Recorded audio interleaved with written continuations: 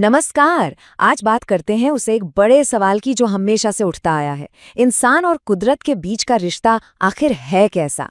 कौन किस पर हावी है? चलिए इसी बहस की गहराई में उतरते हैं। तो सवाल बहुत सीधा सा है, पर इसका जवाब उतना ही मुश्किल।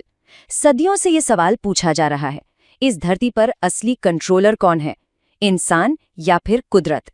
क्या हम सिर्फ पर्यावरण के हाथों की कठपुतली हैं, या हम ही उसके मालिक बन बैठे हैं? तो चलिए इस बहस की पहली बड़ी सोच को समझते हैं। एक ऐसी थ्योरी जो मानती है कि असली बॉस तो प्रकृति ही है। इसे कहते हैं पर्यावरणीय निश्चयवाद या एनवायरमेंटल डिटर्मिनिज्म। मतलब ये थ्योरी कहती है कि इंसान कैसा होगा, उसका समाज कैसे बनेगा, ये सब कुछ उसका माहौल, उसकी जलवायु, उसके आसपास का लैंडस्केप तय करता है। जरा सोचिए उस जमाने के बारे में, जब टेक्नोलॉजी ना के बराबर थी। तब इंसान पूरी तरह से प्रकृति के रहमो करम पर था, है ना? उसे कुदरत के हिसाब से ही चलना पड़ता था। अब देखिए, सिर्फ थ्योरी से बात उतनी समझ नहीं आती। इसे असलियत में देखने के लिए चलिए मिलते हैं बेंदा से। उसकी कहानी इस सिद्धांत को जिंदा कर देगी। तो बेंदा रहता है मध्य भारत के अबूझमाड़ के घने जंगलों में, एक छोटे से गांव में। उसकी पूरी दुनिया जंगल ही है।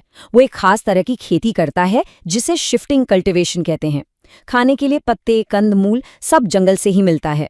यहाँ तक कि आदिवासी मेलों में चीजों के बदले चीजें लेने के लिए वो जंगल से खास जड़ी बूटियां लाता है।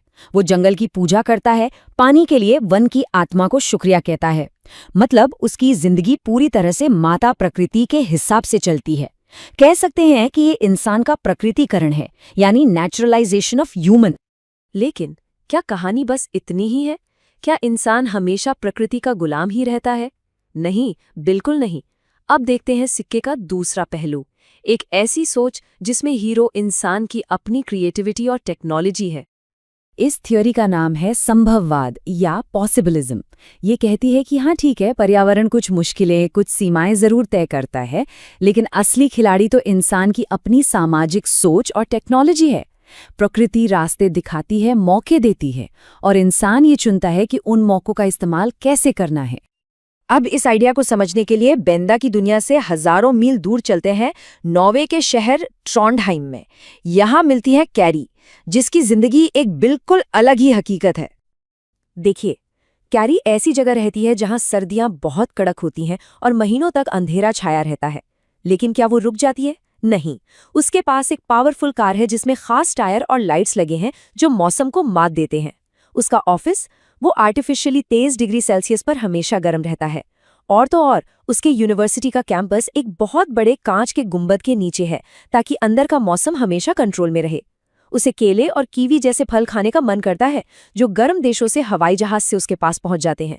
और टेक्नोलॉजी, वो तो उसे दुनिया भर में कहीं भी किसी से भी तुरंत जोड़ देती है।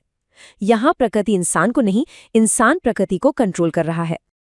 तो देखिए ये फर्क, एक ही ग्रह पर दो बिल्कुल अलग दुनियाएं। बेंदा की हकीकत है मानव का प्रकृतिकरण, वो प्रकृति पर पूरी तरह निर्भर है। और कैरी की हकीकत, प्रकृति का मानवीकरण, वो प्रकृति को कंट्रोल करती है।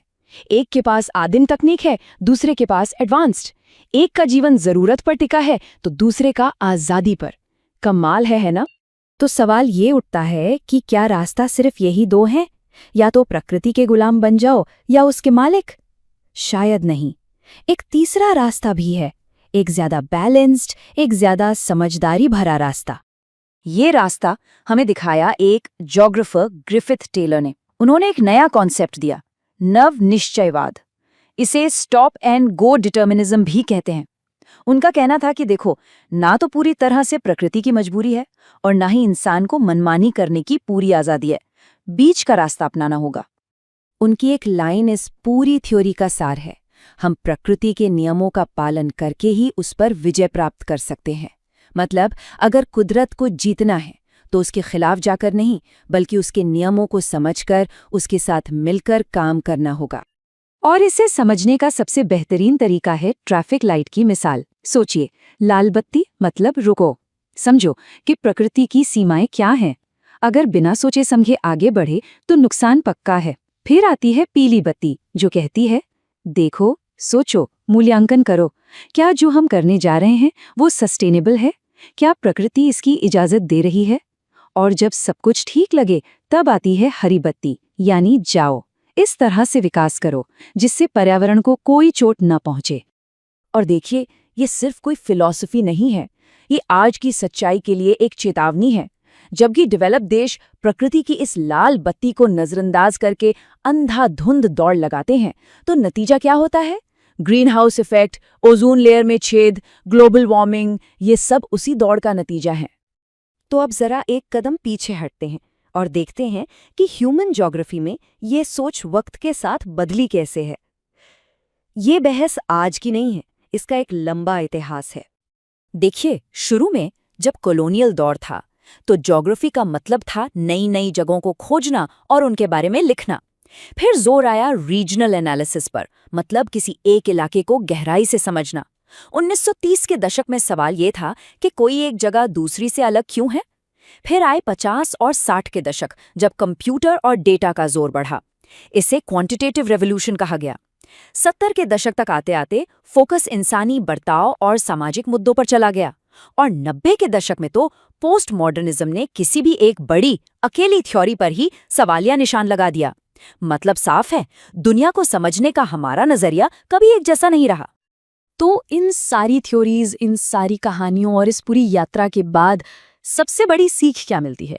मतलब इसका निचोड़ क्या है? और निचोड़ ये है कि ये लड़ाई इंसान बनाम प्रकृति की है ही नहीं। ये कोई सिंपल ब्लैक एंड व्हाइट मामला नहीं है। ये एक डायनामिक रिश्ता है, एक पार्टनरशिप है जो लगातार बदल रही है।